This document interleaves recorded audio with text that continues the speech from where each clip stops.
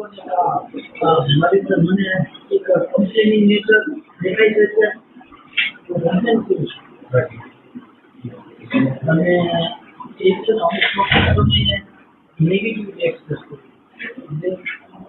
મને એટલે તમે સમજો કે મારામાં છે યંત્ર એને મેળા આવે હા એટલે તમે તે જેમ બધું કરો ભલે આવે પણ યંત્રમાં છે મારામાં એ વાત યાદ એટલે યંત્રથી તમે થોડા જુદા થશો ને આ બધું એની રીતે હેપનિંગ છે આપણે કઈ કરતા નથી આપણે કઈ કરે નાનકડી વસ્તુ આપણે કરતા નથી એ બધી એટલે એની અંદર તમે ખાલી યંત્રમાં આવે છે એવું રાખો અત્યારે તમારે ટ્રાય એવી કરવાની છે કે યંત્ર બોલે છે તમે સાંભળો છો ઓલું શું થાય એ આપણા ઉપર બહુ હાવી થઈ છે મારામાં એટલે આ બધું હેપનિંગ છે એટલે આપણે કઈ કરતા જ નથી પ્રકૃતિની નાનકડી બાબતો આપણે કઈ કરતા નથી એની મેળે થઈ જાય કોઈ વખાણ કરે તો રાજી થઈ જાય કોઈ ટીકા કરે તો દૂધ થઈ જાય એ બધું આપોઆપ આખી પ્રક્રિયાઓ છે ઉદાસીનતા આશાવાન થઈ જાય ક્યારેક આપણને હોપ થાય ક્યારેક હોપ વગર ના થઈ જાય એ બધી વસ્તુ એટલે બદલતી રહેતી હોય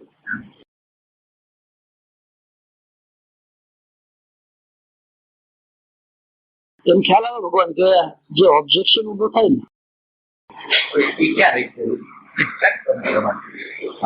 એવો ખ્યાલ આવે કે ઓબ્જેક્શન જે ઉભું થાય છે ને એનો મતલબ એમ લાગે કે જૂનો એક ડેટા ખડક થયેલો છે કે જેવો ડેટા આપણી અંદર હતો કે આમ આમ આમ હોય આદર્શવાદ અને હવે જે ફેક્ટ સ્વરૂપે જે પ્રશ્ન આવ્યો છે એ આખો આનાથી વિરોધાભાસ છે એટલે એની બેની વચ્ચે સંઘર્ષ આપણને જોવા મળે કે આવી રીતે સંઘર્ષ થાય છે પણ હવે સત્સંગ ત્યાં એક મદદરૂપ એમ થયો આપના શ્રીમુખથી કે જો ફેક્ટ નો 100% સ્વીકાર કરી લેવામાં આવે ઓલા ડેટાનું કનેક્શન તૂટીને ફેક્ટ નો સ્વીકાર અને પ્રેઝન્ટ મોમેન્ટ ની અંદર તો એનો હેરેસમેન્ટ ની ઇન્ટેન્સિટી ઓછી થઈ જાય એવું ખરું પણ એમ થાય ભગવાન આ હજી એક એમ છે કે આનાથી નિર્ભીજ થવું હોય અથવા તો આને પેલે પાર વયું જવું હોય અથવા તો સુખ દુઃખ ની પેલે પાર ના એટલે એની અંદર મહત્વનો મુદ્દો છે તમારી પ્રેઝન્ટ મોમેન્ટ કેટલી હોય છે પેલી એક વસ્તુ કરો પ્રેઝન્ટ મોમેન્ટ તમારા આખા દિવસ દરમિયાન કેટલી હોય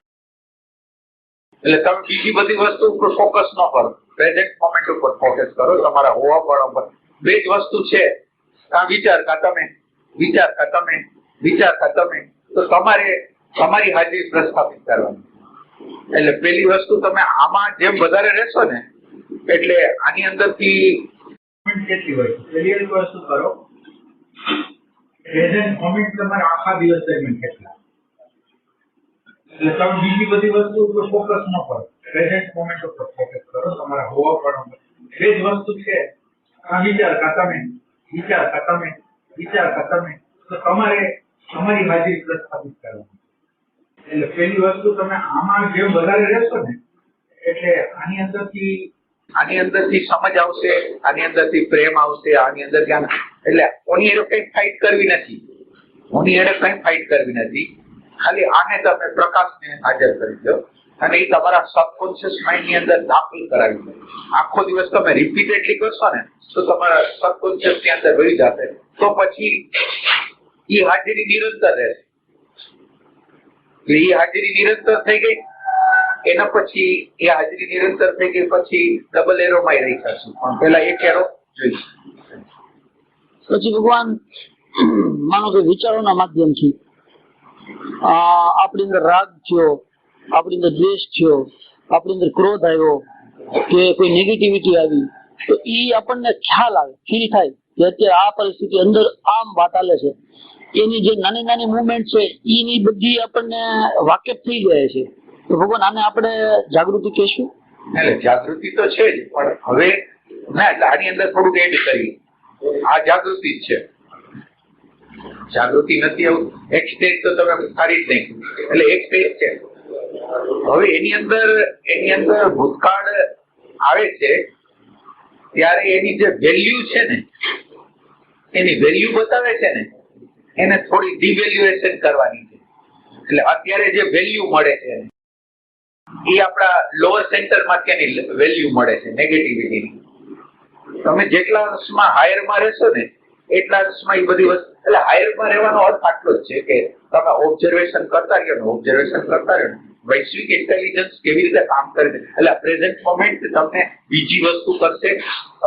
આપણે વૈશ્વિક ઇન્ટેલિજન્સ કેવી રીતે કામ કરે છે, ઓલી વ્યક્તિ આમ બોલ્યું પણ એનો ઈ શું કામ એને એમ કર્યું, તો ઈ તમને જયારે તમે ઓબ્ઝર્વેશન નો પ્રકાર વધતો જશે ને, તમારી હાજરી વધતી જશે ને, એટલે તમે આ વ્યક્તિગત પ્રસંગને વૈશ્વિક ઇન્ટેલિજન્સ ની દ્રષ્ટિએ જોવાની ટ્રાય કરશો. એટલે એ આખું બદલાવ અત્યારે તમને ઇન્ડિવિજ્યુઅલ જે તમારી બિલીફ સિસ્ટમો છે ને, પરસેપ્શન છે, એ તમને એમ કે છે કે આ સત્ય છે. હવે તમારી આગળ જો ધીરે ધીરે આ એટેન્શન નામનું તત્વ ધીરે ધીરે અને એટેન્શન ની અમાપ શક્તિનો તમે પરિચય કરો, એની અંદર એટલી બધી અમાપ શક્તિ છે, નવા જ્ઞાનોને પ્રગટ કરો. ખાલી એની હાજરી હોય ને એટલે નવા જ્ઞાન પ્રગટ થાય. અને નવા જ્ઞાન ને સાવ સામાન્ય વસ્તુ છે. એક લાઈટ હાલે છે, એક પંખ વાલે છે, તમારે જરૂર તમે માનો કે વાં જાઓ છો અને પંખો બંધ કરો છો, તો આ છે જાગૃતિ, વ્યવહારિક જાગૃતિ. આ જાગૃતિ પૈસામાંથી ન આવતી હોય, બચતમાંથી ન આવતી હોય, પણ તમારી હાજરીથી જો આવતી હોય તો એ વસ્તુ એટલે જાગૃતિઓ આવી જોઈએ. તમે આમ વસ્તુ જોઈ અને તમને ખબર પડી કે આમ કરાય. અને બીજું રિસ્પોન્સિબિલિટી લેતા જેટલા અંશે શીખશો ને, તો બીજાને પૂછશો નહીં ને, એટલે બીજાને જ્ઞાન લર્નિંગ કરવાનું હોય ને તો પૂછવાનું જોઈએ, પણ એમ કે જવાબદારી લેતા શીખવાનું કે આ જગ્યાએ મારે આમ કામ કરવાનું છે, આ જગ્યાએ મારે આમ કામ કરવાનું. એટલે એમાં તમે બીજાના અભિપ્રાય ઉપર આધારિત ન રહ્યો, તમે પોતે નિર્ણય કરો તો તમારી અંદર જાગૃતિ વધતી જાય. એટલે આપણી અંદર એક પલાયન વાત હોય છે, આપણે કોઈ પણ વસ્તુ કરીને તો બીજા બે ચાર જણાને પૂછીને કરી. એના કરતા તમારે પૂછવાનું કોને હોય, તમારી પ્રેઝન્સ ને પૂછવાનું હોય. તમારી પ્રેઝન્સ જેમ આવશે ને એ બોલશે કે આ કરાય, આ ન કરાય.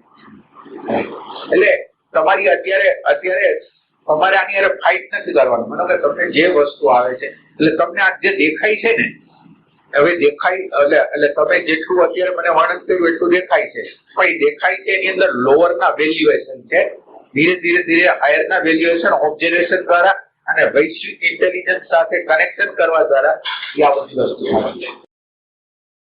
આમ લોઅર ના જે વેલ્યુએશન છે ભગવાન, એને હજી કઈક થોડું કેવું હોય તો ફોર એક્ઝામ્પલ, અથવા તો લોઅર એટલે ઇન્ટરનલ કન્સિડરેશન માંથી જે આવતા હોય બધા, ઇન્ટરનલ કન્સિડરેશન માંથી જે આવે બધી વસ્તુ એટલે આમ જે એને વેલ્યુએબલ બનાવી દીધું. હવે એને ઇનવેલ્યુએબલ કરવા દેવાનું. ઓલી પ્રેમની વેલ્યુ થશે, આનંદની વેલ્યુ થશે ને, એટલે ધીરે એટલે હવે અત્યારે આપણી મેમરી છે ને, મેમરીમાં પૈસા, પ્રતિષ્ઠા, હોદ્દો, ઘરેણા આ બધાનું મૂલ્ય છે. હવે ઓને આપણે અટશું ને ત્યારે પ્રેમ, શાંતિ, આનંદ નું મૂલ્ય આવશે. એટલે આપણે હવે ખૂટે છે, પ્રેઝન્સ ખૂટે છે, અને પ્રેઝન્સ દ્વારા વૈશ્વિક ઇન્ટેલિજન્સ શું કરો, ધીરે તમારું પ્રેઝન્સ વધતી જાય ને, એટલે વૈશ્વિક ઇન્ટેલિજન્સ સાથે તમે તાલમેલ કરશો. કુદરત શું કરવા માંગે અત્યારે તમે કરો છો એમ માનો છો, અથવા બીજા વ્યક્તિ કરે છે ત્યારે તમે એમ માનો છો એને કર્યું, એમ કઈ છે જ નહીં. સાચી વાત કરીને પ્રભુ આપણને મળવા માંગે છે, અને પ્રભુ મળવા માટેની સમગ્ર જેટલી તકો ઉપસ્થિત થાય ને એથી કરવા માંગે. એનું એક કામ વ્યર્થ નથી. એ વ્યક્તિની અંદર તો સાક્ષાત પણ, અને જે લોકો નેગેટિવ આપણી વર્તે ને એ આપણા પુરુષ, એના જેવું કામ આપણે બીજે ક્યાંય નહીં કરીએ.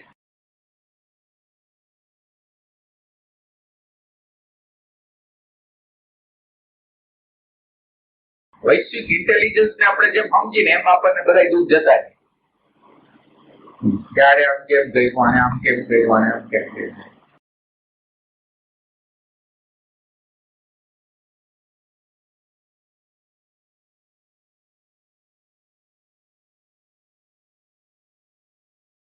દ્રૌપદી હતી,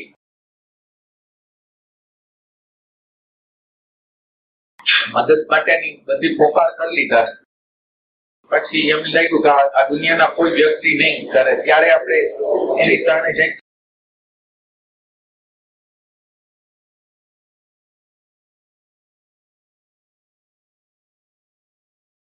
એટલે આપણી અંદર જ્યાં લગીને આધારો પડ્યા છે કે આની મદદ એટલે બધા આપણા પાયા ડગમગાવી નાખીએ. આપણી નજીકના પાયા હોય એને ડગમગાવી નાખીએ. એક પછી ભગવાન આ તો અમસ્તા વાત કરું છું, પછી આપણે મૂળ પ્રશ્નમાં પ્રવેશ કરીએ કે દ્રૌપદીના કિસ્સામાં એક બહુ સરસ થયું કે એને પેલા એમ કે પાંડવોની મદદ માંગી કે તમે મારી લાશ બચાવો. પછી બીજા અર્થમાં એને કીધું કે ગંગાપુત્ર તમે મારી લાશ બચાવો. પછી દ્રોણને કીધું તમે તો ગુરુ છો, તમે તો મારું કઈક કરો. કોઈને હેલ્પ ન કરી. પછી એને પોતાની રીતે મહેનત કરી કે ગમે એમ કરીને તે મારી લાશ નથી જવા દેવી. તો પછી એને છેલ્લો પ્રયત્ન તો એ કરી લીધો કે હવે હાથે કામ નથી કરતા, તો એને એના પલ્લુનો જે છેડો હતો એના દાંત વચ્ચે મૂકી દીધો કે આને તો ન જ જવા દો એમ. પણ એ એનાથી કુદરતે છોડાવી દીધો કે એમ નહીં હવે. પછી એમ કે અંતિમ સત્તા પાસે એને પોકાર કર્યો કે હવે તમે જાઓ, તમારી સિવાય ન થાય. તો એમ લાગે કે ભગવાન આ સ્ટેપ બાય સ્ટેપ અસ્તિત્વ આપણને અમને આવી રીતે જ લઈ જાય છે એવું લાગે. હવે એની સામે આ હિત અને અહિત નો મુદ્દો ઉડી જાય અમને કે હવે શું હિત અને હું અહિત છે. એટલે હવે એમ કે ઈશ્વરે આમ કીધું તો મારા માટે ફાયદો થયો છે, ઈશ્વરે આમ કીધું મને આમ શીખવાડવા માંગે છે. એ એમ લાગે વિચારનો જ ભાગ છે એટલો તે. કેમ કે હવે જીવે જાવ. એટલે એમ સમજો કે મેં તમને દ્રૌપદીનું દ્રષ્ટાંત આપ્યું. હવે જાગૃતિ કોને કહ્યું? હવે તમે એની એ દ્રષ્ટાંતનું એસોસિએશન સ્મૃતિમાં લે એટલે તમે તમારા સિદ્ધાંતને પ્રતિપાદન કરો છો, પણ એક એસોસિએશન. બરાબર. હું તમને વાત કરું છું અને તમે એના એસોસિએશન દ્વારા ચાલો છો, અને એસોસિએશન દ્વારા તમે ચાલીને તમે સિદ્ધાંતને પ્રતિપાદન કરો. એટલે પેલી જાગૃતિ કે આ વાત થઈ અને હવે એસોસિએશન કરું કે ન કરવું, આ જાગૃતિ. અને માનો કે એસોસિએશન કર્યું, તો એસોસિએશન કર્યા પછી સિદ્ધાંત પ્રતિપાદન કરી દીધો, પણ એના દ્વારા છે તો વિચાર. હવે જાગૃતિ આ તમારી જાગૃતિ ગણાશે કે તમે એસોસિએશન શરૂ કર્યું ત્યારે તમને ખબર પડી જાય કે એસોસિએશન સ્ટાર્ટ થયું છે. પ્રતિપાદન કોઈને અટકાવવું નથી, પ્રતિપાદન કરું છું ઈ જાગૃતિ. અચ્છા, એ નથી વાકેફ થવું. વાહ. એસોસિએશન બહુ બેહોશ બનાવી દે એવી ઘટનાઓ. એસોસિએશન માનો કે તમારે આ વાતની અંદર એસોસિએશન કરવાની અનિવાર્ય, એસોસિએશન દ્વારા તમે ચાલીને તમે સિદ્ધાંતને પ્રતિપાદન કરો. એટલે પેલી જાગૃતિ આ વાત થઈ અને હવે એસોસિએશન કરવું કે ન કરવું, આ જાગૃતિ. અને માનો કે એસોસિએશન કર્યું, તો એસોસિએશન કર્યા પછી સિદ્ધાંત પ્રતિપાદન કરી દીધો, પણ એના દ્વારા છે તો વિચાર. હવે જાગૃતિ આ તમારી જાગૃતિ ગણાશે કે તમે એસોસિએશન શરૂ કર્યું ત્યારે તમને ખબર પડી જાય કે એસોસિએશન સ્ટાર્ટ થયું છે. પ્રતિપાદન કોઈને અટકાવવું નથી, પ્રતિપાદન કરું છું ઈ જાગૃતિ. એનાથી વાગે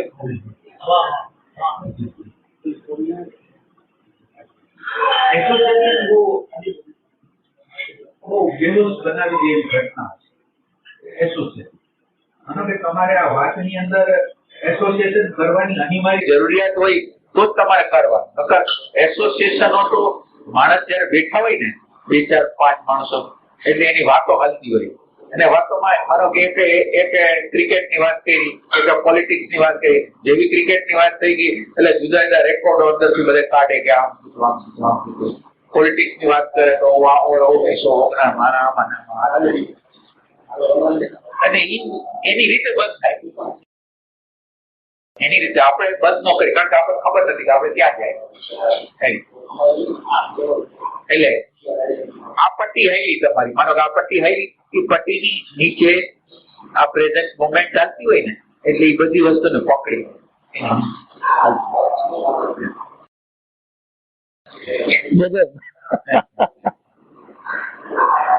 એટલે પ્રેઝન્ટ મોમેન્ટ ને તમારે ગમે કરીને પ્રસ્થાપિત કરવી પડે. પ્રેઝન્ટ મોમેન્ટ ને તમારે આખા દિવસ દરમિયાન સાઈડ જ રાખવાની. તો પ્રેઝન્ટ મોમેન્ટ જે છે ને એ પછી પેલા પ્રેઝન્ટ મોમેન્ટ સક્રિય હોય પછી પ્રેઝન્ટ મોમેન્ટ નિષ્ક્રિય થઈ જાય, સબકોન્શિયસમાં વહી ગઈ, નિષ્ક્રિય થઈ જાય, અને પછી અને તમે જે પ્રેઝન્ટ મોમેન્ટ રાખો છો ને એની વેલ્યુ શું છે એ તમે તમને તમારી સમજમાં આવવું જોઈએ. અત્યારે તમે પ્રેઝન્ટ મોમેન્ટ ની ટ્રાય કરતા હો પણ એની વેલ્યુ હજી બરાબર ના ખબર, એના દ્વારા શું ખબર પડે છે. હવે એ ખબર પડવા માટે તમારે પાછું કેવું કરવું પડે કે તમે જયારે પ્રેઝન્ટ મોમેન્ટમાં હો ત્યારનું ઓબ્ઝર્વેશન તીવ્ર રીતે કરવું પડે કે ત્યારે શું છે અને પછી શું છે. એટલે તમે જયારે વિચારમાં હો છો ત્યારે એનો અર્થ એમ જ છે કે ડેટા જે બતાવે છે એ તમે કરો છો, અને જયારે તમારી પ્રેઝન્સ હોય છે ત્યારે એ ડાયરેક્ટ રીતે સેન્સિંગ કરે છે. અત્યારે સારો વિચાર, ખરાબ વિચાર, આ છે તે છે, શબ્દના માધ્યમ વગર સમજે છે ત્યારે તમારી પ્રેઝન્સ હોય છે ત્યારે. એટલે જ્યાં લગી તમને આની વેલ્યુ ના સમજે ને પ્રેઝન્ટ મોમેન્ટ, અત્યારે તમને એવું લાગે પણ તમે વારે રિપીટેડલી તમે વર્તમાનની અંદર રહેવા માંડો ને એટલે તમને પછી ફ્લેશ ઓફ ઈ પછી જ્ઞાન જે થાય ને એ આના દ્વારા થાય, સમજ જો થાય ને આના દ્વારા.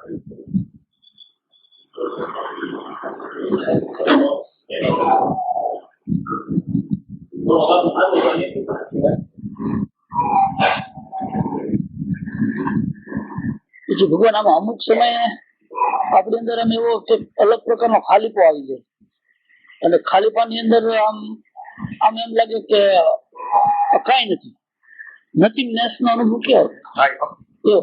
તો હવે એને ભગવાન એટલી એના લીધે વ્યાકુળતા ઉત્પન્ન થાય અંદર, એક આમ કઈક પકડી લેવા, કઈક દોડવા, કોઈકનો આધાર લેવા, એવી અંદર દોડી શરૂ થઈ જાય.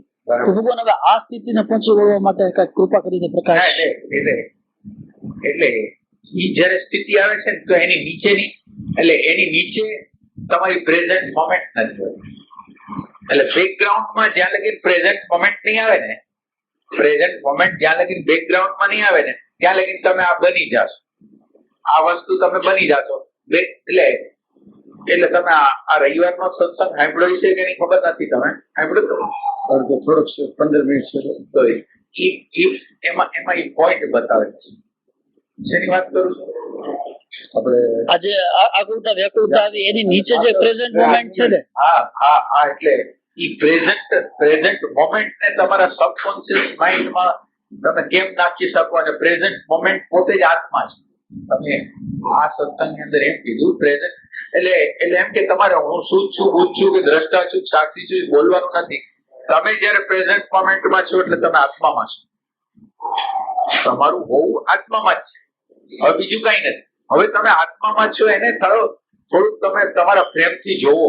એટલે જયારે તમે પ્રેઝન્ટ મોમેન્ટને આખી જોવાનો પ્રયત્ન કરો કે પ્રેઝન્ટ મોમેન્ટમાં શું છે, વસ્તુ શું છે. પ્રેઝન્ટ મોમેન્ટમાં તો હું રહી જાઉં છું, પણ પ્રેઝન્ટ મોમેન્ટની ગોઠવણી શું છે, રૂમમાં કેમ આવીને ગોઠવણી જોઈ એમ પ્રેઝન્ટ મોમેન્ટમાં શું છે ઈ ટાઈપ.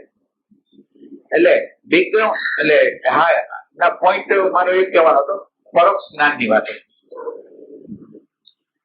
કે વ્યાસજીએ એમ કીધું હતું કે તમે આ સત્સંગમાં આવો છો એમ માનવામાં આવે છે કે તમને પરોક્ષ જ્ઞાન થઈ ગયું છે. હા એ સત્સંગ આખું સાંભળ્યું. હા બરાબર. હા હવે પરોક્ષ જ્ઞાન જે 20, 25, 30, 40 વર્ષ લગી જે લોકો હતા એની હારે એ લોકો મેં તો તમે આ પરોક્ષ જ્ઞાન વિશે કોઈ ખોયડું છે તો કે ના. તો હવે તમે વ્યાસજીને સાંભળીને કરો શું? વ્યાસજીએ જે કીધું છે એનો અર્થ જ નથી તમે અને લાંબા સમયથી સાંભળવાળાની વાત કરું છું, 30, 40 વર્ષથી સાંભળે કેવલ પરોક્ષની. તો એટલે તમારો પ્રશ્ન છે એ પરોક્ષ જ્ઞાનનો છે. પેલો તમે સાધના કરો છો પણ તમારે ક્યાં ઊભું રહેવાનું છે? માનો કે તમે સાધના તો કરો છો, ઊભું ક્યાં રહેવાનું છે? તો તમે જ્યાં લગી પરોક્ષ જ્ઞાન ન થાય એટલે એમ કે એક વાન નામનું તત્વ છે, સત નામનું તત્વ છે, અને એક પ્રકૃતિ નામની તત્વ છે. એને આમ અંદરના પ્રેમથી પછી પરોક્ષ જ્ઞાન છે પ્રેમ વગર ન થાય.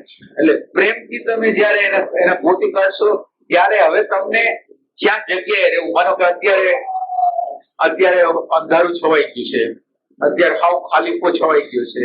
હવે ખાલીપો છવાઈ ગયો છે એ શું છે અને તમે શું છો એની સમજ તમારી આગળ હોય ને તો એ સમજની અંદર તમે ઉભા રહેવાની પ્રયત્ન કરો. એ સમજને હવે તમારી આગળ એ સમજ નથી પરોક્ષ જ્ઞાનની, તો ઉભા ક્યાં રહ્યો તમે? બીજું હાલો તમે એ નથી કરી શકતા તો કાંઈ નહીં, પણ ધીરે ધીરે તમારે આ પરોક્ષ જ્ઞાન છે એ તો કરવું જ પડે.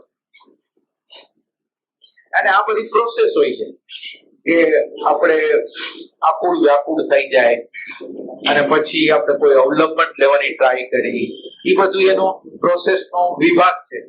પણ જેમ જેમ તમારો સાધના રાઈટ હોય ને એટલે પછી આ પ્રોસેસો આ પ્રયત્ન કરનારો મળતો જાય. આ જે પ્રયાસ કરે છે ને ભાગવા માટેનો, કઈક નાખવા માટેનો, એ મળતો જાય ધીરે ધીરે.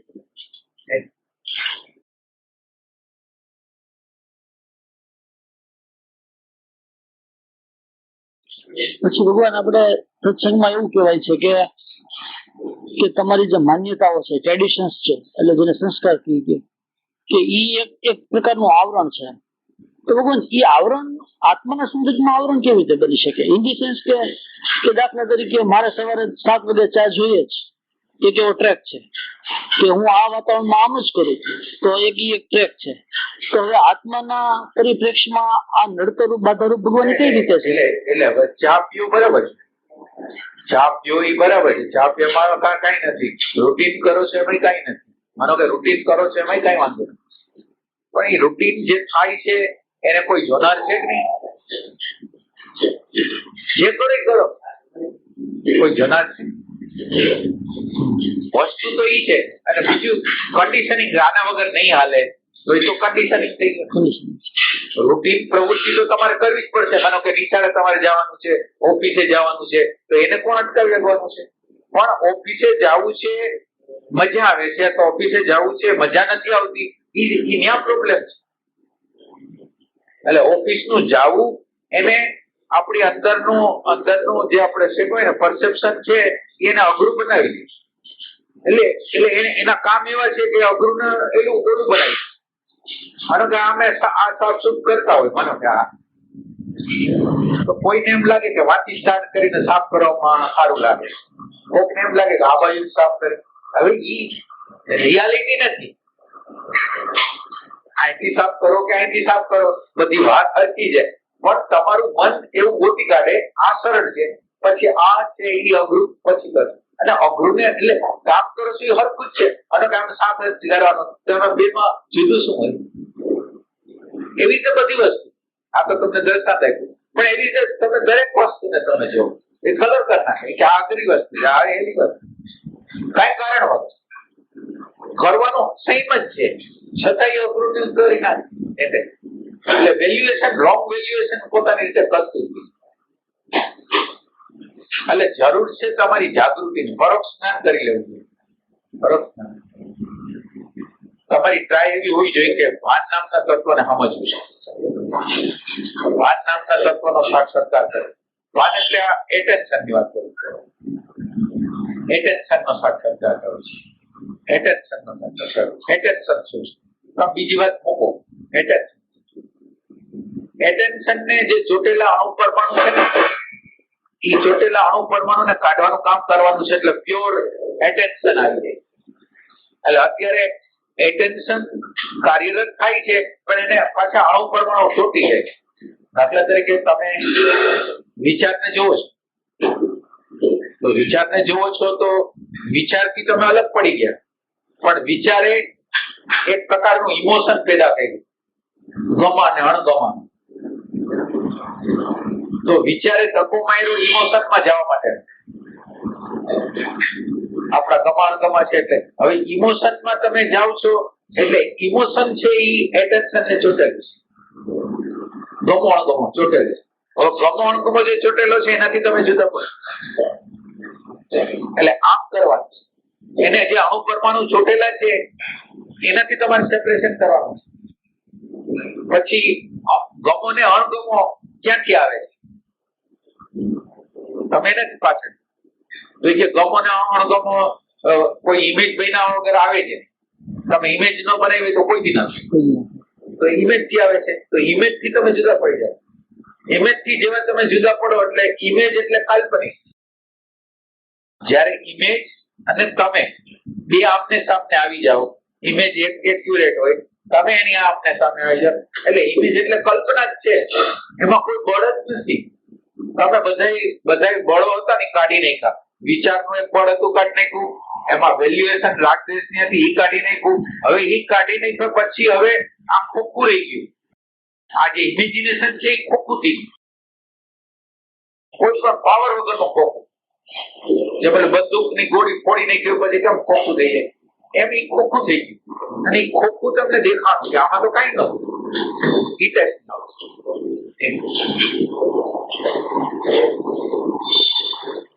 પછી ભગવાન અત્યારે આપ શ્રીએ જે વાત કરી કે આવી રીતે જોવાનું છે, તો ભગવાન હવે ન્યાય એક એવા બીજા બે પ્લેટફોર્મ છે. એક પ્લેટફોર્મ કેવું છે તો કે વિચારો જે તમારા ચાલતા હોય એની સ્મૃતિનો ફોટો પાડી અને રિઝલ્ટ તમને બતાવવામાં આવે, અને એક એકચ્યુઅલી રન થતા હોય તમે એને લાઈવલી જોતા હો. તો ભગવાન આ બેમાં આપણે એક તમારા વિચાર રન થાય છે એટલે હવે આમ રન થઈ ગયો, પણ આમ તમારી હાજરી તો હોય એટલે શું થાય કે એની સ્મૃતિ માંથી એક ફોટો પાડીને તમને રજૂ કરે અંદરથી સિસ્ટમ જ કે આનું આમ હતું, આનું આમ હતું, એટલે આપણે રીલિવિંગ એ કહીએ ઘણી વાર. એક પ્રકારે એટલે તમે જયારે બેઠા હો અને તમે ભૂતકાળનો વિચાર કરતા હોય રીલિવિંગ કરવા માટે, એવું ના એમ નહીં. એટલે ભગવાન વિચાર પૂરો થઈ ગયો અને પછી આપણને એનો ફોટો બતાવે કે આ વિચાર બરાબર નો તો આમ હતો તેમ જ કહેવા માંગો છો? ન્યાય એક એવું સ્ટેન્ડ છે ભગવાન. હા, એ છે તો ખરું છે, એ સ્ટેન્ડ તો છે, પણ એ સ્ટેન્ડ છે ને એ વિચારકમાંથી આવે છે. હા, એ વિચારક જ છે, બરાબર, વિચારક જ છે. વિચારકમાં ભગવાન હવે જે વિચાર મારા નરસાની વાત જ નથી આમાં. હા, એ તો નથી કે આ ખુરશી હોય કે અહીંયા બંદૂકે હોય, અહીંયા બોમ્બે હોય, કોઈ પણ વસ્તુ અહીંયા છે, એ બધી જળ વસ્તુ છે, ખરાબ કે સારી નથી. તમે એનો યુઝ કરો છો, જે રીતે યુઝ કરો એ કોઈ ખરાબ કે સારી વસ્તુ નથી, જળ વસ્તુ. એટલે આપણે એવી અવસ્થાએ જવું છે કે જેમાં વસ્તુ બધી જળ છે, એની વેલ્યુ તમે કરો છો, એ તમારા ભાવથી કરો છો કે આ મહત્વનું છે, મહત્વનું નથી, એવું કઈ હોતું નથી. શું એટલે આમાં તમારો જવાબ પડ્યો ને? હા, ઈ તો બરાબર કે વિચારક છે, એક વિચારક છે. અને એક વસ્તુ એટલે એની અંદર તમારે કરવાનું એવું છે કે સારો અને ખરાબ કરે છે ને, માનો કે એક વિચાર તો તમારો ફિનિશ થઈ ગયો અને પછી તમે જે કરેલું હતું એ સારું હતું કે ખરાબ હતું, માનો કે એ પ્રોસેસ શરૂ થઈ ગઈ તો ભલે રહી, પણ એ પ્રોસેસ ને પાછો જોનારે ખાવો. એટલે ઈ બરાબર ઈ વેલ્યુએશન ની જે પ્રોસેસ થાય ને ભગવાન, ઈ એકચ્યુઅલી એક વિચાર જ છે. એક વિચાર તો એ છે, પણ એક વસ્તુ એવી આપણે કહીએ કે ઈ જયારે વિચાર રન થતો હોય અને તમે ઈ વિચારે રન થતો હોય એને એનર્જી અપાતી હોય અને એક વસ્તુ એના પછી જોતી હોય, ઇઝ ઇટ પોસિબલ? એમ એટલે જોવાની સેકન્ડ બહુ નાની હોય અને વિચારવાની વધારે. હા, એ તો માટે જોઈ લીધું પછી ઓલો પછી એની રીતે હાલ્યા કરે. એટલે આ વિભાગ છે ને સાધકો નથી કર્યા. સાધકોને ખબર કેમ નથી પડતી કે આમ ને આમ બે વસ્તુ, તમારી હાજરી ક્યારે હતી, તમારી ગેરહાજરી ક્યારે થાય તે કે ખબર જ. એટલે હવે તમને ખબર નથી એટલે શું થાય ખબર છે, તમે હાજરીની અને વિચારની વેલ્યુ હરકી કરો છો, બેયની વેલ્યુ તમારા માટે. તમને કોઈ અસાધારણ વસ્તુ નથી લાગતી તમારી હાજરી હોય એટલે એ વિચાર હાજરી છે ને, હું તો એમ કહું તમે હાજરી ઉપર જ તમારું સમગ્રતા આપી દો. હાજરી એટલે શું? પ્રેઝન્ટ મોમેન્ટ હાજરી. એટલે તમે જોવા બોવાનો પ્રયત્ન કરો છો પણ હાજરી પોતે શું છે એનું થિંકિંગ મનન. એટલે આ તમે જે કરો છો એ ક્રિયા છે, અન્ડરસ્ટેન્ડિંગ નથી. હવે મનન એટલે તમે ભલે આ ન કરો પણ તમે એક વખત સમજો કે આ પ્રેઝન્ટ મોમેન્ટ છે એ શું છે, પ્રેઝન્ટ મોમેન્ટ ની ક્વોલિટી શું છે. એટલે એમાં શું થાય, આ પ્રેઝન્ટ મોમેન્ટ ને તો આપણે અડતા જ નથી. પ્રેઝન્ટ મોમેન્ટ કોક ને અડે, પ્રેઝન્ટ મોમેન્ટ ને આપણે અડતા જ નથી. તમે પ્રેઝન્ટ મોમેન્ટમાં આવો છો અને તમે કંઈક જુઓ છો, પણ પ્રેઝન્ટ મોમેન્ટ પ્રતિ તમારો પ્રેમ કેટલો? ટાઈમ. ના એટલે એનો મહિમા ના સમજાય ત્યાં લગીને તમે એને કેવી રીતે એને વેલ્યુ કરી શકો? એનો મહિમા તો સમજાવો છો. એટલે હા, એટલે પ્રેઝન્ટ મોમેન્ટ નથી તો એનો અર્થ જ એ છે કે પ્રેઝન્ટ મોમેન્ટ નું મહત્વ નથી સમજાણું, નહીં તો એમ જ રહે ને. ના ના ના ના એટલે એમાં એ હા એટલે પણ એની વેલ્યુ તમારે કરવાની છે. ના માનો કે તમે પ્રેઝન્ટ મોમેન્ટ અને પ્રેઝન્ટ મોમેન્ટ પછીની ફોલો એ બેનો વિભાજન નક્કર રીતે કરી નાખો કે આ ભાગ છે. ત્યાં લગી ન થાય. એટલે તમારે મનનની જરૂર છે. મનન એટલે સ્વયંની આંખથી જોવું. મનન એટલે જ્ઞાત જેટલું માનો કે તમને જવાબ દે છે જ્ઞાત કે આ આમ હોય એને ક્વેશ્ચન કરતો જાવ, એને ક્વેશ્ચન કરતો જાવ, એને ક્વેશ્ચન કરો, છેલ્લે જવાબ નથી તમારી આગળ. એ જગ્યાએથી મનન ચાલુ. જ્યાં લગી તમારી અંદર જવાબ છે ત્યાં લગી મનન છે એ ચાલુ નથી. એટલે જરૂર છે મનનની. એક વખત મનન તમે યથા યોગ્ય રીતે કરી લીધું ને પછી ઈ જે જગ્યાએ તમને કહે છે ને કે હવે તમારે બીજું કઈ કરવાનું નથી, પ્રેઝન્ટ મોમેન્ટમાં રહેવાનું. તમે નિશ્ચય કરી લીધો કે પ્રેઝન્ટ મોમેન્ટ એટલે આ પછી તમારે પ્રેઝન્ટ મોમેન્ટમાં જ રહેવાનું. અત્યારે તમે પ્રેઝન્ટ મોમેન્ટની વેલ્યુ જાણતા નથી.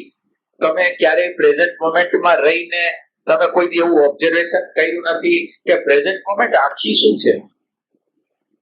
પ્રેઝન્ટ મોમેન્ટ આખીની વાત જવા દે, ચાલો અધૂરી વાત કરીએ આપણે. પ્રેઝન્ટ મોમેન્ટ ની અંદર બે વસ્તુ હોય છે કે પ્રેઝન્ટ મોમેન્ટ ની અંદર એક વિચારને જોતા હોય છે પણ ત્યાં વિચારક ની ખબર નથી. બરાબર. વિચારક નો અર્થ સમજો છો? તમે વિચારને જોવો છો, વિચારક ને નથી જોતા, એનો તમે બરાબર અર્થ સમજો છો? કેવી રીતે? એટલે એક વિચાર આવે છે અને પછી એમાં એ સારો છે ખરાબ છે એનો અભિપ્રાય આપે. જે અભિપ્રાય આપનાર છે ને એ વિચાર. ના એટલે એ વિચારક ખરો. હું અત્યારે જે આ વિચારક જે કહેવા માંગુ છું એવો કહેવા માંગુ છું જે પ્રયાસ કરે છે અત્યારે ધ્યાન. સમજો છો? હા. એક વિચારને જોવે છે અને વિચારને જોવાનો જે પ્રયાસ કરે છે એ જે પ્રયાસ કરે છે ને તમારું એંગલ વિચાર ઉપર હતું ને હવે તમારું વિચાર જે પ્રયાસ કરે છે ને એના ઉપર તમે કર્યું. એટલે તમે એક સારા ડાયમેન્શનમાં આવી ગયા. એટલે તમે ધ્યાન કરતા હો ત્યારે તમે ક્યારે જોયું છે કે તમે કોઈ પણ વસ્તુ ઉપર ધ્યાન કરતા હો, માનો કે શ્વાસ ઉપર કરતા હો, ગમે તેના ઉપર કરતા હો, પછી ક્યારેક રહેતું હોય ક્યારેક ન રહેતું હોય તો અંદર હતાશા, નિરાશા, આશા, કોક શાંતિ ચાલતી હોય તો ખુશી, તો આના ઉપર તમારું ધ્યાન જાય ને તોય તમે એક સ્ટેજ આગળ ગયા. એટલે જે ધ્યાન કરે છે એ ધ્યાન કરનારની સ્થિતિ શું છે એ ખબર નથી. એટલે તમે વિચારને જોવો છો પણ અત્યારે વિચારક અત્યારે કઈ હાલતમાં એને જોવું એક અલગ ડાયમેન્શન. એ તમારી જાગૃતિ વધારવા એ વિચારક એ વિચારનો પ્રદેશ પૂરો થયો ને પછી જે પ્રદેશ ચાલુ થયો ને ત્યારે આપણે એમ લાગે કે આપણું અસ્તિત્વ છે પણ એ હોય વિચારક જ છે. વિચારક એટલે એ વિચારક હોય એનો વાંધો નથી. એ વિચારક સાથેનું આઈડેન્ટિફિકેશન આપવું હોય અને અત્યારે વિચારક શું કરી રહ્યો છે ને એને કેટલો તણાવ છે, કેટલી ખુશી છે એ ખબર નથી. તમે કમસે કમ આ તો કરી શકો. આ બહુ આખી વાત નથી. એ તમે દાખલા તરીકે વિચારને જોવો છો કે અંદર કઈક શ્વાસમાં ગોઠવાયેલા છો કે હૃદયમાં ગોઠવાયેલા છો કે નાભીમાં ગોઠવાયેલા છો.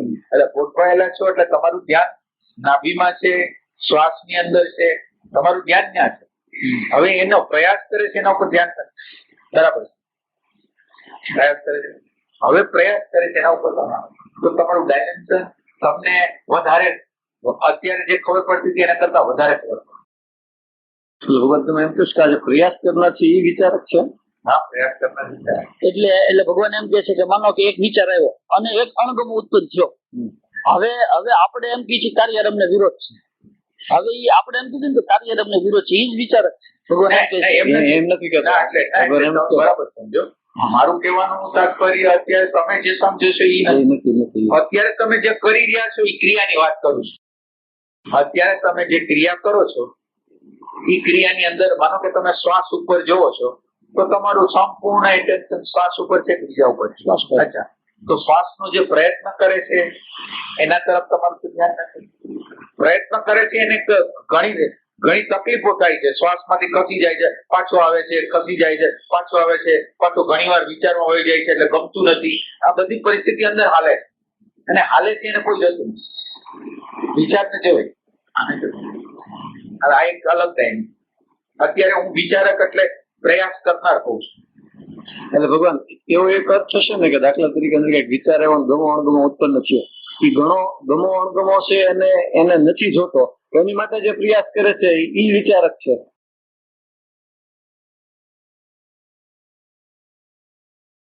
ભગવાન એમ કહે છે કે પ્રયત્ન કરનાર જે છે ને એની પર ધ્યાન જવું નહીં. એટલે તમે હજી બરાબર સમજતા નથી. તમે અત્યારે વિચારને જોવો છો, હવે છોડી દો વિચાર. વિચારને જોવાનું છોડી દો. વિચારનો જે પ્રયત્ન કરે છે અથવા તો અંતઃકરણની ઓલ ઓવર સ્થિતિ ઈ શું છે અત્યારે? એટલે એક જણો પ્રયાસ કરે છે અને તમે જે જોવો છો એ પ્રયાસને જોવો છો. પ્રયાસ કરનાર છે એને જોતા નથી. એ ડાયમેન્શન નો ચેન્જ છે. તમે કોક વખત જોઈ લેજો, આખું ડાયમેન્શન ફરી જાય. તો ભગવાન આ નિરીક્ષક છે એનું મટીરિયલ તો બધા આપણા જૂના ડેટા છે એ એમ કહેતા હતા કે તમે જૂના ડેટા નો એ બનેલો છે. તો અનકોન્શિયસ માં જે ડેટા યોગ્ય છે એનો બનેલો છે આ વિચારક. વિચારક નો આ મટીરિયલ તો ડેટા જ છે, પણ એ કયો ડેટા ભગવાન? એટલે વિચાર જ છે. એ વિચારક નું વિચાર છે. એટલે કોન્ટ્રાવર્શિયલ વિચાર છે. એટલે તમને કઈ એક જ માહિતી નથી આવી. દાખલા તરીકે પૂન કરવું એ સારી વસ્તુ છે, તો એ કે પાપ કે પાપ કરવા દ્વારા, એટલે પાપ એટલે સ્વાર્થનું કર્મ કરવા દ્વારા તો તમને કઈક મળશે. સ્વાર્થનું કર્મ કરશો તો તમને કઈક મળશે. તમે આ પરોપકાર કરવા જાવ તો છેલ્લે ભીખ માંગશો. તો બે કોન્ટ્રાવર્શિયલ વિચાર તમને આપવામાં આવે છે. અને આ બસ કોન્ટ્રાવર્શિયલ એટલે એક વિચાર હાલતો હોય ને એટલે બીજો કોન્ટ્રાવર્શિયલ વિચાર એમ કે આ બરાબર છે બરાબર નથી. એટલે વિરોધાભાસી વિચારો જે છે ને એ આપણને એટલે આની અંદર સિંક્રોનાઇઝ કોણ કરે? આ બધાને એક લાઈનમાં લઈને એમ કે આ બધી વસ્તુને જોવે એવું કોઈ છે નહીં.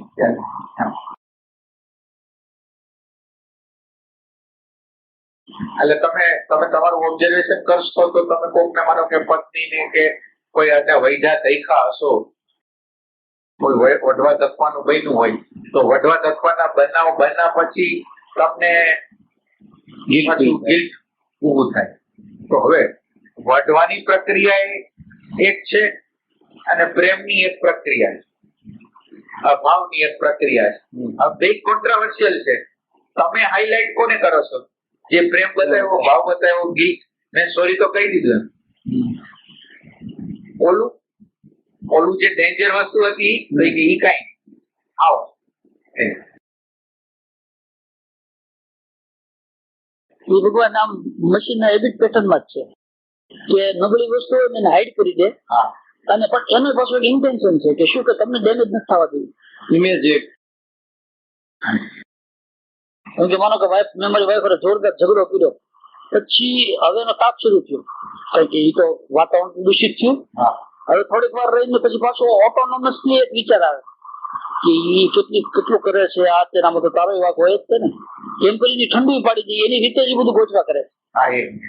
એટલે આ બધું આ પ્રોસેસ આપોઆપ જ છે. આમાં કઈ તમને ભલે ગમે એમ લાગતું હોય, આમાં આપણે કઈ કરતા જ નથી. કઈ કરતા એની મેળે મેળે ભાવ બદલાતા જાય, વિચાર બદલાતા જાય, સિદ્ધાંતો બદલાતા જાય, આગ્રહો બદલાતા જાય, એની મેળે છે. એટલે પ્રકૃતિમાં વર્તી રહી છે. એમાં આપણે માની છે હું કરું છું, બાકી આપણે કરતા નથી. એટલે આ લેવલ નું જ્ઞાન જોઈએ. એટલે ગીતામાં એમ કીધું પ્રકૃતિમાં પ્રવર્તે છે. જ્ઞાન બીજું તમને માનો કે તમે પ્રશ્ન પૂછો તો કે બહુ ખાલીપાની દશા આવે છે.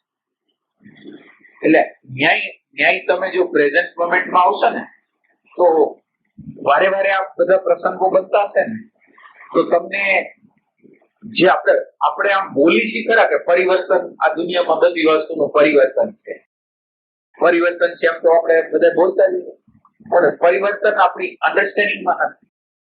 હવે દાખલા તરીકે આ તમારી અંદર ખાલીપો આવ્યો છે ને, હવે તમે એને 20 વખત 30 વખત 40 વખત પસાર કરશો ને પછી એટલે તમે થોડી જાગૃતિથી પસાર કરશો ને એટલે એમ કે આ પસાર થઈ જાય, અડધી કલાક 2 કલાક પસાર થઈ જાવ એટલે તમારી આગળ એક આગળની દ્રષ્ટિ છે. નકર તમે અત્યારની દ્રષ્ટિમાં ખોવાઈ ગયા છે, ઓહો આને શું થશે, અને તમારી આગળ એક પ્રેઝન્ટ મોમેન્ટ નો પ્રકાશ છે, ભવિષ્ય જોવે છે. આની તાકાત કેટલી છે, કેટલી વાર ઉભરે, તો એના દ્વારા તમને હિંમત આવશે. એટલે તમને અન્ડરસ્ટેન્ડિંગ છે કે આ અન્ડરસ્ટેન્ડિંગ છે, આ નહીં ટકી શકે કોઈ પ્રકૃતિની કોઈ વસ્તુ. એટલે આપણે આમ સિદ્ધાંતિક રીતે જાણીએ છીએ, હકીકત રીતે આપણે જાણતા નથી. જયારે પસાર થતા માનો કે મને કોઈ રોગ થયો તો રોગનું સ્ટાર્ટિંગ થયું એટલે તાત્કાલિક રીતે આપણી અંદર એમ કે મટી જાય અને મટી જાય ઉપર તમે હો ને એટલે એ વસ્તુને આપણે અન્ડરસ્ટેન્ડ ના કરી શકીએ કે મટી જવાનું એટલે આનો જે પ્રકારનો યોગ હશે ને એ પ્રમાણેની ગતિ થવાની છે. એટલે કઈ શાશ્વત રૂપે તો રહેવાનું નથી. અને તમે બરાબર રીતે તમારું અંદરનું ઓબ્ઝર્વેશન કરશો તો તમને ખ્યાલ આવશે કે જે વસ્તુ થી તમે ભાગતા હશો અથવા પીતા હશો ને એ વસ્તુ વારે રિપીટ એ પરીક્ષામાં તમારે પાસ થાય. એટલે થોડા દિવસે ઉભું રહીને આવીને ઉભું રહી જાય, થોડા દિવસે આવીને ઉભું રહી જાય. તમે જેનાથી ભય પામો છો ને એ વસ્તુ આવી તમને એમ કે છે આના ઉપર કામ કરો. ભગવાન એ વસ્તુને આપણે હાજર પસાર થવા દેવી પડે, એ બહુ સૌથી મહત્વનું છે ને. એટલે હાજરીને તમે સબકોન્શિયસ માં નાખી. તમે એટલું બધું સખત પ્રયત્ન નથી કરતા. તમે વિચાર કરો જાહેરાત જેવી વસ્તુ રિપીટેડલી કરી છે તો એ જાહેરાત આપણી અંદર ઘૂસી જાય છે કે નહીં, આ વસ્તુ જ લેવી, આ વસ્તુ તો રિપીટેડલી કરવા દ્વારા તમે અનકોન્શિયસલી એને ફોલો અપ કરો છો ને, તો આ કોન્શિયસલી કરવાનું છે. જ્યાં તમારા ઓવરપણાને પ્રેઝન્ટ મોમેન્ટને તમારે વારે સ્થાપિત કરવાની. શરૂઆતના સ્તર ઉપર તમારે એક્ટિવ રહેવાનું છે, ટ્રાય કરતી રહેવાનું પ્રેઝન્ટ મોમેન્ટ પર રહેવાનું.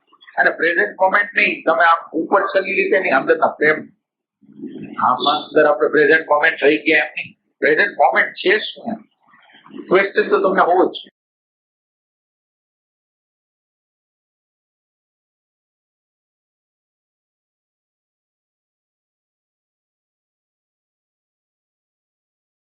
એમાં હું જેને મળવા જાય છે ને પ્રેઝન્ટ મોમેન્ટ ને મળવા જાય છે તો આપણને એના પ્રત્યેનો પ્રેમ નહીં હોય.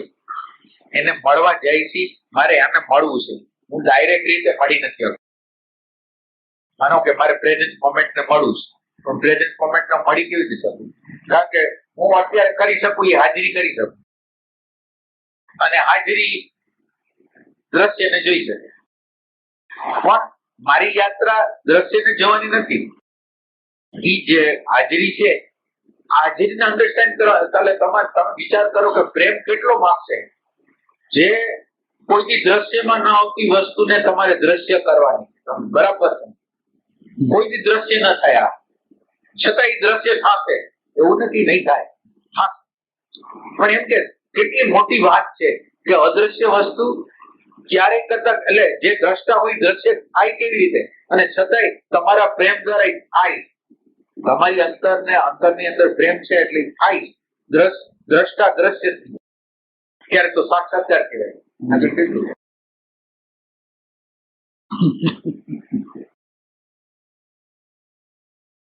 તો ભગવાન આ હાજરી અને જે હાયર કહેવાય એ બે એક કે આ આપણા પ્રયાસની હાજરી છે.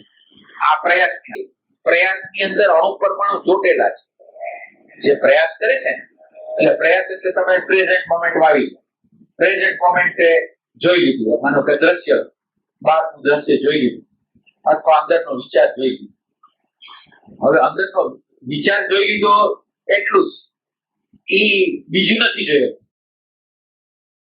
જે પ્રયાસ કરે છે એ ખાલી આને આટલું જ જોઈ શકે છે. હવે પછી ગમાણ ત્યાં ન ગયું એના તરફ ધ્યાન. એટલે હવે ઓલા અણુ પરમાણુથી વિચારના અણુ પરમાણુથી તમે એને એટેન્શન ને છૂટું કર્યું હવે આ જે ગમો અણગમો છે ને એનાથી છૂટું કરો. આ બહુ મુખ્ય વસ્તુ છે. આ ગમો અણગમો છે એ મુખ્ય વસ્તુ. અને આને તમે કામ કરી લીધું એટલે ઓલી ઇમેજ તો હાવ કરતા હાવ કઈ વગરની કહેવાય. કઈ હોય એમાં કઈ હોય. આ બધા એની અંદર પ્રાણ પૂર્યો હોય. ઇમેજ હોય ને એને પ્રાણ પૂરવા વાળો ઇમોશન અને વિચાર, એને એમાં પ્રાણ પૂર્યો. હવે તમે એમાંથી જે પ્રાણ પૂર્યા હતા વિચારે અને ઇમોશને એ તમે ખેંચી લીધા, તો હવે એ ઓરિજિનલ નગ્ન દશામાં વિચાર પડેલો છે કે જેમાં કોઈ કરતા કોઈ પ્રકારની જીવનતા નથી ને હાવ જડતા છે અને કલ્પના છે. એ તમારી ગજબ. ભગવાન પછી ઘણી વાર એવી દિવ્યતા પ્રગટી જાય આપણી અંદર, એની રીતે કુદરતી રીતે. એમાં કોઈ આનંદની સ્થિતિ હોય કે શાંતિની હોય કે વોટર. હવે એ સ્થિતિની પાછળ ભગવાન વિચારનો બબડાટ તો શરૂ જ રહે પાછો. એટલા માટે જે છે ના બબડાટ રહે છે એનું કારણ શું થાય? હવે એમ સમજો કે દરિયો કે કાંકરો છે ને આપણે 15-20 કિલોમીટર છીએ. હવે તમારે શું કરવાનું છે? હવે બબડાટ ભલે ગયો, બબડાટ ને એટલે તમે હવે શાંતિથી બબડાટ છે ને એના તરફ ખાલી લક્ષ કરો. એ તમને બબડાટ જેવો શાંત થશે ને એટલે એના મૂળ સ્ત્રોત લગી તમને લઈ જાવ. એટલે હવે તમને આનંદ આવ્યો છે એ એક વાત છે. હવે આનંદના મૂળ સ્ત્રોત લગીને તમારે ટચ કરવો હોય તો આ બબડાટ છે ને એને તમે નો ઓબ્જેક્શન વગર જોયા. તમારું જોવાનું હોવાનું જે છે ને એનો અંત કરી નાખે અને તમે જે મૂળ સ્ત્રોત છે એની હારે જોડે જાઓ. એટલે એ આપણા રસ્તાની અંદર વિઘ્ન છે, બબડાટ છે. તો એ બબડાટ ને ધીરે ધીરે તમારી હાજરી દ્વારા બબડાટ છે એ શાંત થતો જાય અને તમે એના મૂળ સ્થાન જે મૂળ સ્ત્રોત છે એટલે આપણે કેવા નાના બાળક જેવા છીએ કે ઈ જે દૂરથી આનંદ આવે છે એ આનંદને એટલો બધો મોટો માની છે કે એના મૂળ સ્ત્રોત લગીને જ જતા. અમે એક વસ્તુ એવી રજીસ્ટ્રેશન થયું છે કે અમુક પ્રકારે સંતોષ થઈ જાય, અમુક પ્રકારનો કઈક એવો અનુભવ થઈ ગયો હોય અથવા તો એવું કઈક સ્થિતિ આવી ગઈ તો સંતોષ થઈ જાય. એમ છે બસ. ઈ એક અમારી એનો બીજો છેડો તમે જોતા નથી. તમે એનો બીજો છેડો કેમ નથી જોતા? એટલે તમે પ્રશ્ન કેમ ન કરો? આ દિવ્યતા કેટલી વાર ટકશે? અચ્છા, રાગ આવશે, દ્વેષ આવશે, એના ઉપર આ દિવ્યતા કામ કરી શકશે તો જાણી કે નહીં. પવન ઉડાડીને જોઈ લે એમ ઉડાડી જાય. એટલે તમને આ અન્ડરસ્ટેન્ડિંગ જ્યાં લગી નહીં થાય ને, તમારી ગમે એવી સમાધિ હોય ને, ગમે એવી હાવ નિર્વિકલ્પ કોઈ વિકલ્પ જ નથી એવી સમાધિ આવે ને તો તમારા રાગ દ્વેષ ને આ સમાધિ કાઢી નાખે. એટલે એ તમને તમારી નજરમાં જ્યાં લગી નહીં આવે ને ત્યાં લગી તમે આને જ વેલ્યુ કરશો.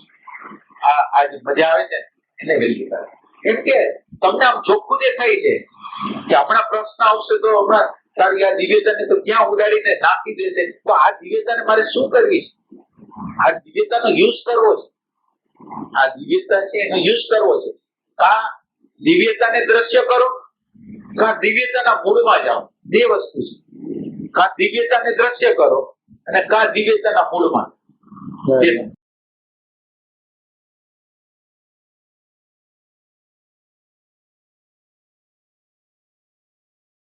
દ્રશ્ય કરવું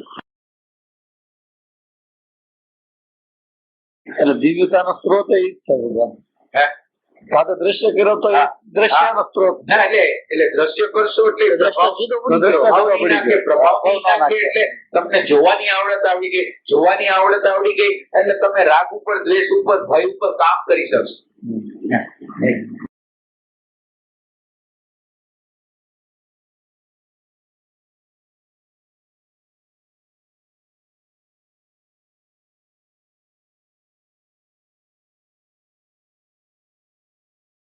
એટલે આમ ભગવાન દિવ્યતા સાથે જો આઈડેન્ટિફાઈ થઈ ગયા આપણે તો એ આપણે હુવરાવી દેશે, અને જો એનથી આપણે સેપરેટ થઈ ગયા તો એ આપણે મૂળ સ્ત્રોત સુધી લઈ જાય.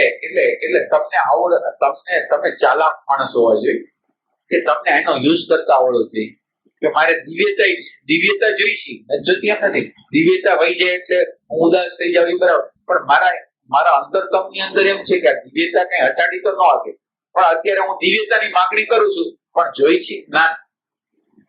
એટલે દિવ્યતાની એટલે દાખલા તરીકે સંસારની કામના કરો એને કરતા દિવ્યતાની કામના કરો તો સારું, પણ દિવ્યતાની કામના ને એટલે દિવ્યતાને પામ્યા પછી તમને ખ્યાલ આવે છે કે દિવ્યતા કઈ કરી નથી આવતી.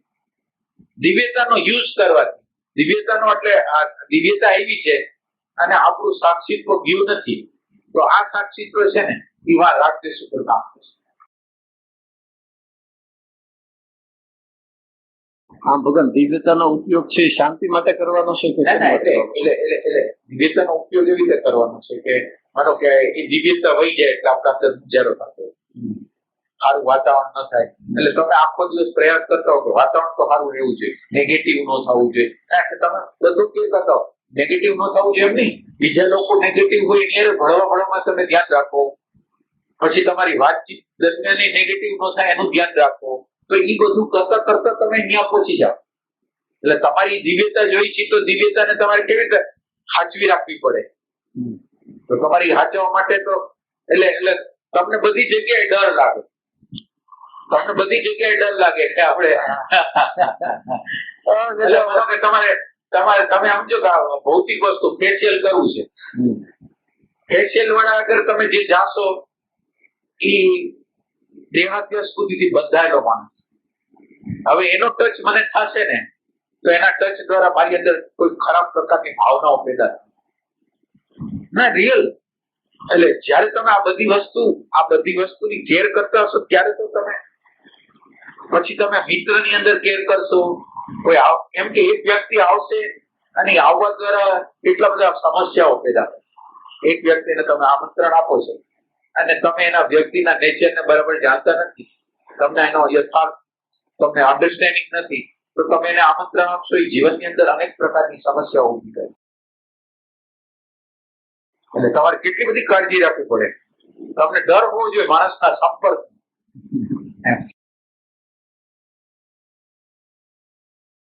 હમણાં ભગવાન અમે ઉદાહરણ આપ્યું હતું એમ કે ઢગલા બંધ ઝડક અસંખ્ય સાપ હોય આમ બધી બાજુ, અને એની વચ્ચેથી આસ્તે આસ્તે આસ્તે આસ્તે જવાનું છે, ત્યારે આજે આપણું બાળક અથવા તો પ્રકાશ પુંજ લઈને નીકળે ને એનું રક્ષણ એવી રીતે કરવું પડે, નહીં તો તરત તો કપડાવી દે.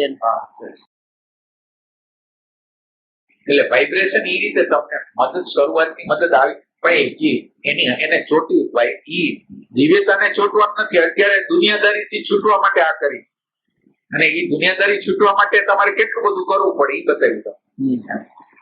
નેગેટિવિટી થાય એવા બધા લોકોથી જુદું પડવું પડે, તમારા વિચારો તમને નેગેટિવિટી કરતા હોય તો એનાથી દૂર રહેવું પડે, ઘણી વસ્તુ કરવી પડે.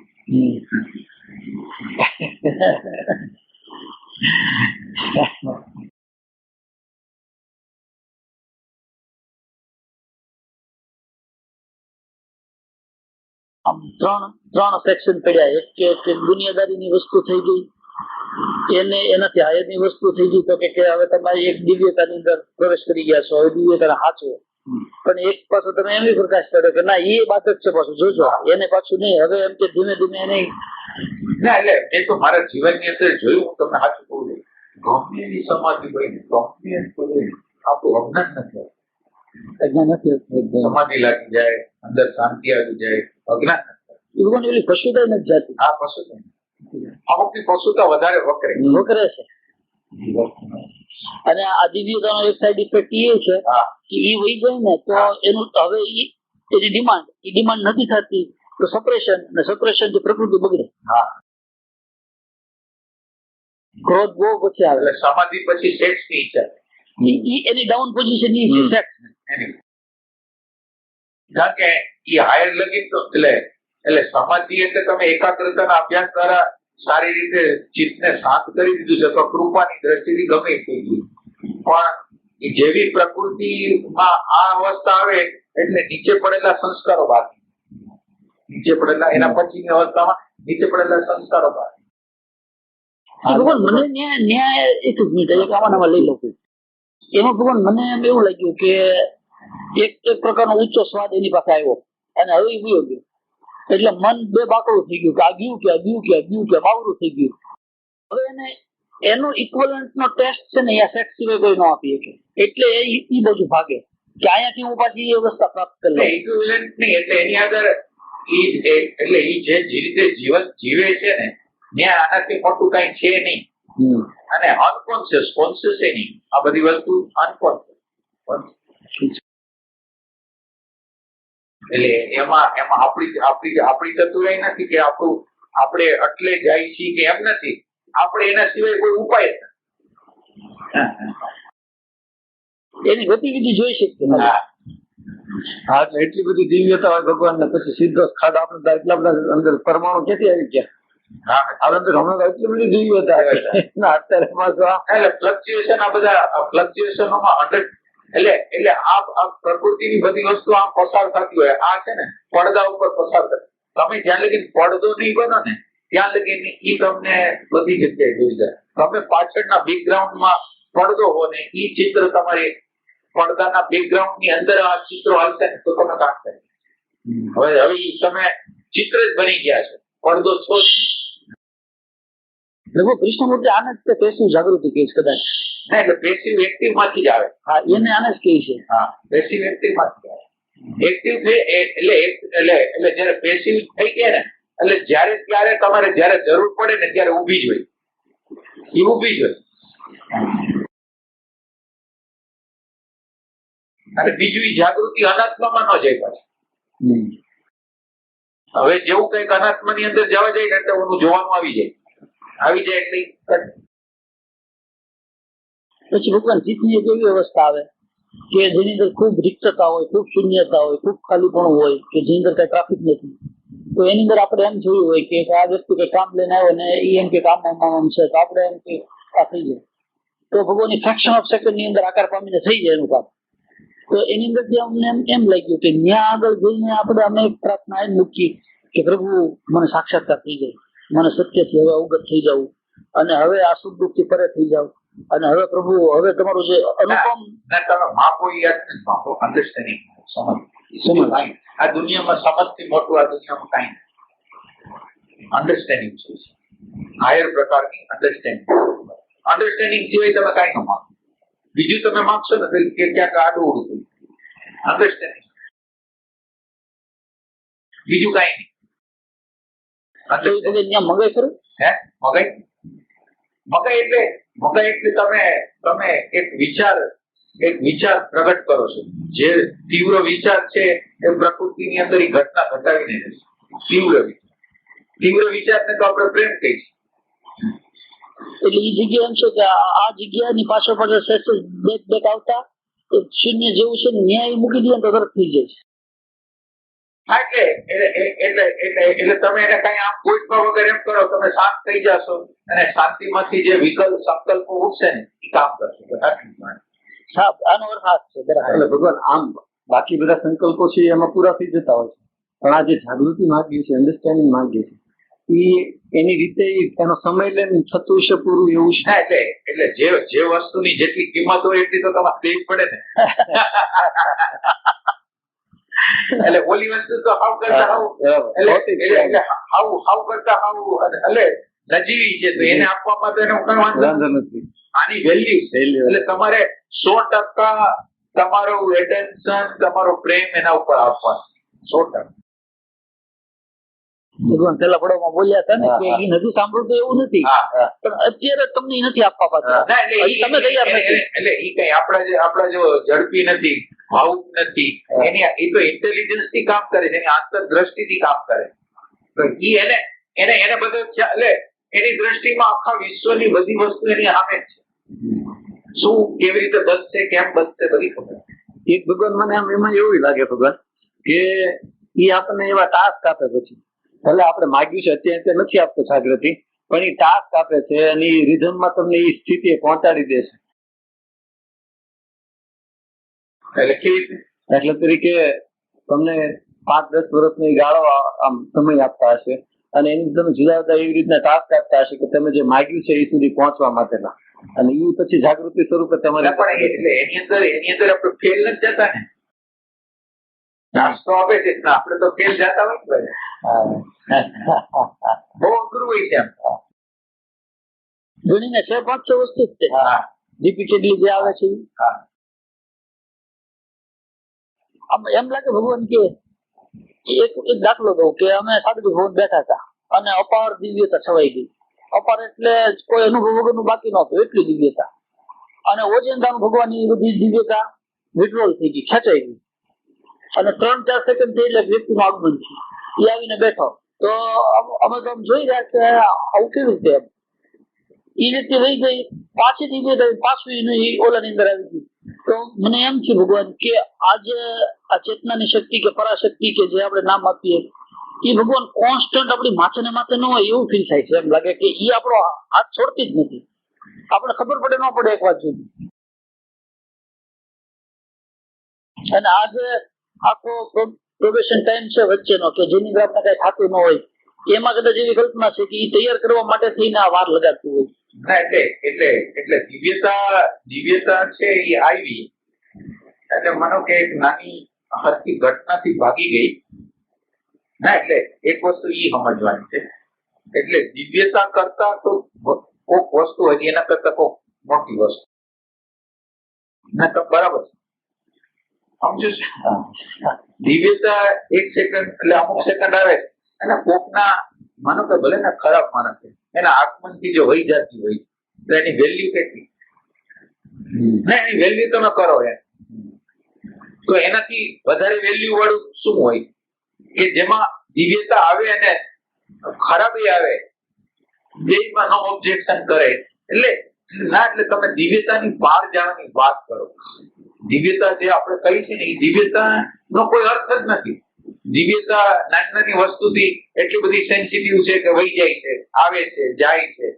એની વેલ્યુ કેટલી. તમે એને એમ લ્યો ઓમ લ્યો એમ કે આપણા રક્ષણમાં છે એવું નહીં.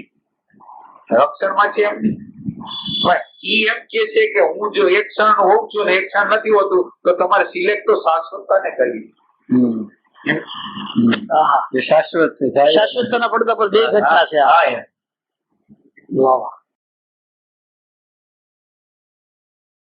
ના આ સરસ નીકળવાનો. એટલે આપણે આપણાનો અનુસાર અર્થ લેતા હોય એટલે પછી એમાંથી બહાર ન નીકળીએ. દિવ્યતાએ રક્ષણ કર્યું, ઓહો બહુ સારું કર્યું, પણ હવે એનાથી ફાયદો તો કઈ છે નહીં. ઓલો આવી ગયો તો આપણને એના પ્રત્યે અણગમો થયો હોય. હવે આ દિવ્યતા જો અણગમો છોડાવી ના આપતી હોય તો પછી કરવી શું ના. અને એને કેવી નજરે જોઈએ આપણે આજ કોઈ જોઈએ ભયંકર નજરે જોઈને. ભગવાનના રાજ્યમાં તો ભગવાને એને સમાવિષ્ટ તો કરેલો જ છે, ભલે ગમે એવો છે એને સમાવિષ્ટ તો કરેલો જ છે.